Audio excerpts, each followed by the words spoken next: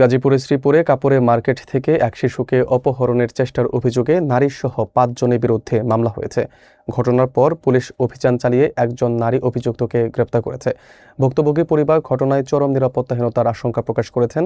Police জানিয়েছে, বাকি অভিযুক্তদের গ্রেপ্তারে অভিযান অব্যাহত রয়েছে। বিস্তারিত থাকছে ডেস্ক রিপোর্টে। গাজীপুরের শ্রীপুরের কাপড়ের মার্কেট থেকে 7 বছরের এক শিশুকে অপহরণের চেষ্টার ঘটনায় চাঞ্চল্য সৃষ্টি হয়েছে। থানা সূত্রে জানা গেছে, এই ঘটনায় শ্রীপুর থানায় একটি মামলা দায়ের করা হয়েছে, যার মামলা নম্বর 26 এবং বাৎসরিক নম্বর 685। মামলাটি নারী ও শিশু নির্যাতন দমন আইন 2000 এর 7/30 ধারায় রুজু করা হয়েছে।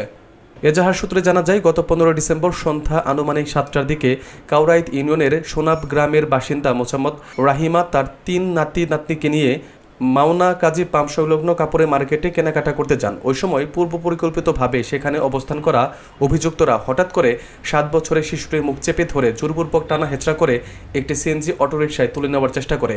শিশুটির চিৎকার ও কান্নায় তার দাদি এবং আশেপাশের লোকজন দ্রুত এগিয়ে এলে অভিযুক্তরা শিশুটিকে ফেলে রেখে ঘটনাস্থল থেকে পালিয়ে যায়। এতে শিশুটি বড় ধরনের দুর্ঘটনা থেকে রক্ষা পায়। ঘটনার পর পরিবার নিরাপত্তাহীনতায় ভুগছিল বলে জানানো হয়।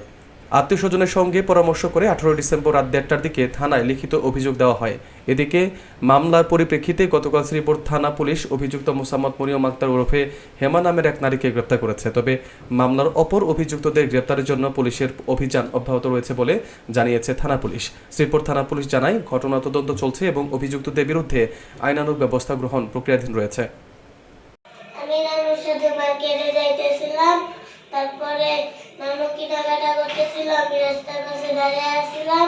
তারপরে একটা মহিলা আমার মুখে চাপ দিয়ে সিঞ্জিতে উড়ালাইছে।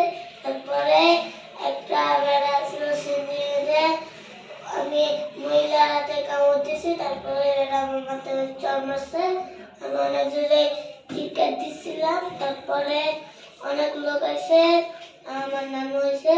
তারপরে ওই মহিলা বাকিরা ওই মহিলার মারছে। তারপর ওই মহিলা কেমনে যেন পলায় গেছে। তুমি কি চাও মা? আমি এটার বিচার চাই।